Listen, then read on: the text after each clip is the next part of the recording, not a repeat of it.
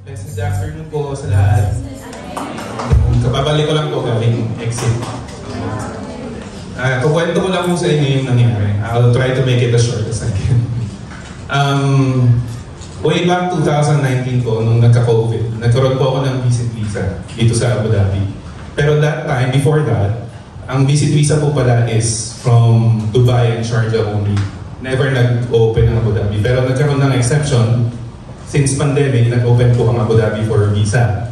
So, nag-issue po yung visa ko dito sa Abu Dhabi. Now, nung natapos yung pandemic, nag-recover, na-update yung system, nabura po yung file ko. Pero, hindi siya na-close. So, nung nag-apply po ako ng visa, it was supposed to be an A to A thing. Pero, na-stuck po ako sa Oman. So, nandun po ako for 4 days. Pauwi ko lang po mga kahapon. So, ang nangyari po, hindi po ako may-issuean talaga ng visa. And nalaman lang namin on the 3rd day. So, natutulog po ako sa airport, sa sahig, sa bench. Wala rin po akong makain. Kasi, yung dala kong pera, pang show money na. Kasi may show money po ngayon. So, kailangan meron kang hawak na at least 3,000 dirhams when you enter. So, hindi ko po siya magalaw kasi nga, kailangan ko ng show money. So, yung pagkain, hal, kasi nasa airport, yung tubig, 7 dirhams ang isa, yung maliit na bote. So, tinitipid ko po talaga yung pera. Tapos, tumating na po ako dun sa point na parang na-hopeless ako. Kasi, parang naramdaman ko, ito na naman yung demonyo, yung na-atake na naman ako. Kasi yung anxiety ko po nandun, na, kasi pag hindi po nag-post through, wala akong option eh, uwi lang ang Pilipinas. Pero hindi po kasi option sa ngayon kasi nga maraming responsibilities eh. So ito na naman yung anxiety ko. Hindi ko na alam gagawin ko. Yung asawa ko nandito, hindi rin alam yung gagawin niya. Yung kapatid ko, hindi rin nila alam. So tumatakbo na sila sa Dubai to check sa immigration. Kaya lang sa Dubai immigration kasi, ngayon binalik na po kasi Dubai and Sharjah no yung visa. Ngayon ang nangyayari, sa Dubai immigration, nakikita nila yung file ko naka-open. Pero dito sa Abu Dhabi immigration, wala. So there's no way na ma-change yung status ko unless mabura siya sa system. Kaya lang hindi nga po ganun yung case. So the only option is to go for residence visa under my wife's name. Pero mahal eh. Hindi po namin kaya. So nung Wednesday night, munta lang po ako sa banyo. Umiyak talaga ako kasi hindi ko na po talaga kaya. Sabi ko, Lord, anong gagawin? I really pray in the most sincere way that I can. Sabi ko, anong gagawin ko? Tulungan niyo po ako. Ano po ang gagawin ko talaga? Tapos tinulog ko na lang po yun. Tulog po ako. Then the next day, pag-gising ko, may nag-message po sa akin. Dati ko siyang client sa clinic. Kasi nag-work po ako sa veterinary clinic before. Nawalan nga ako ng trabaho. Client ko po siya doon. So apparently, nagpupunta na siya doon sa clinic ng mga couple of times.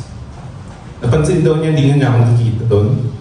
So tinanong niya po yung mga colleagues ko kung ano na daw po nangyari. Sabi nila na wala na daw po ako doon sa clinic. So minessage na po ako, sabi niya sa akin, "Where are you now?" Sabi niya, and then sabi ko, I'm here in Oman right now. Sabi ko, I'm stuck here for like 3 days now. Sabi niya, are you eating anything? Sabi niya gano'n. Sabi ko, naging true ako. Sabi ko, wala. Kinakain ko tinapay. Yung ba akong biskuit. Sabi ko, water ko, paunti-unti lang. Sabi ko, kasi mahal eh. Sabi niya, saan ka natutulog? Sabi ko, dito sa airport. Sabi ko, para sa floor, sa upuan. Minsan nakasubsub ka dun sa mesa. Eh minsan, pag magsi-CR ka, pwedeng iwan yung gamit mo, dadalhin mo. Pagbalik mo, may nakapwesto na rin iba. Kasi marami po talagang Pilipino, tsaka ibang lahi doon na stuck na. Kasi nga po, mahigpit talaga ngayon ng visa. So sabi niya, do you have any money? Sabi niya, gano'n. Sabi ko, wala. Sabi ko, only the show money. And then sabi niya, wait. After siguro mga 20 minutes, nag-message po siya sa akin. Hotel reservation. Sabi niya po, muntak dito sa hotel na to. patulog ka dyan, kumain ka dyan, maligo ka kasi 3 araw na rin po ako nililigo eh. Ang baho ko na kasi wala rin akong bahong deodorant. O kasi nga 8 to 8 lang ang alam ko, hindi ko naman alam na mag-stay ako doon na matagal.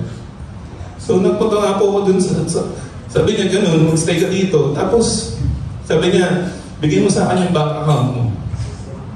Sabi niya, I'll send you some money. Sabi niya, some money. Ang presyo po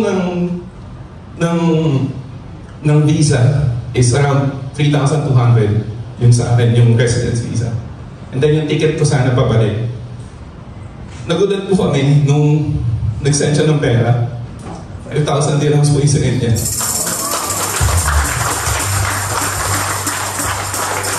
Hanggang ngayon, hindi kinabutan pa rin po ako. Kasi usually ang Panginoon sumasagot next time eh. So hindi ko alam kung, hindi ko maintindihan. Talagang nung moment po na nabasa ko yun, napayupo na ako sa inaupuan ko. Tapos, talagang nanlambot po ako eh. Nanlambot ako in a nice way. Naramdam ko po na niyayak ako ng Panginoon nung moment na yun. Sabi niya sa akin, di ba sabi ko naman sa'yo, di kita iiwan kahit anong mangyari. Kung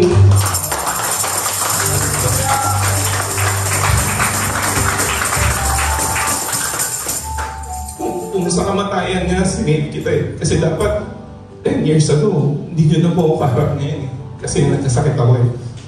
So hindi ko na po muna ikakwento yun. Kasi mahaba ang story yun. So pero second life ko na po ito eh. So kung sa kamatayan nga, naligtas kita dito pa ba? So ayun lang po. So tapos yun lang po. So nag-hotel na ako hanggang sa from that day on, naging smooth yung process. Nagka-visa na ako, residence visa pa. So hindi ko na po kailangan mag-exit. 2 years na po yung visa ko under my wife's name. Tapos, wala pa naman po akong trabaho. Pero again, wala na po akong pakialam doon. Kasi ang Panginoon naman, bibigay niya in His time. Ang importante po, okay naman ako, nakabalik ako ng maayos. Yung flight ko, safe naman. Tapos yung binigay na pera, may sobra pa. Di ba? Parang ang galing lang. Ganun kadakila yung Panginoon. Ganun siya kagaling. Na instant yung answer nung prayer ko. Ganun po talaga siguro if you really seek for Him and desire Him and pray sincerely, ibigay niya talaga in His perfect time. So kung ano man po yung pinagdadaanan ng iba natin, sa inyo po mga kapatid, maghintay lang po tayo kasi ang Panginoon po natin nakikinig po talaga. Sumasagot po talaga siya. God bless po sa lahat.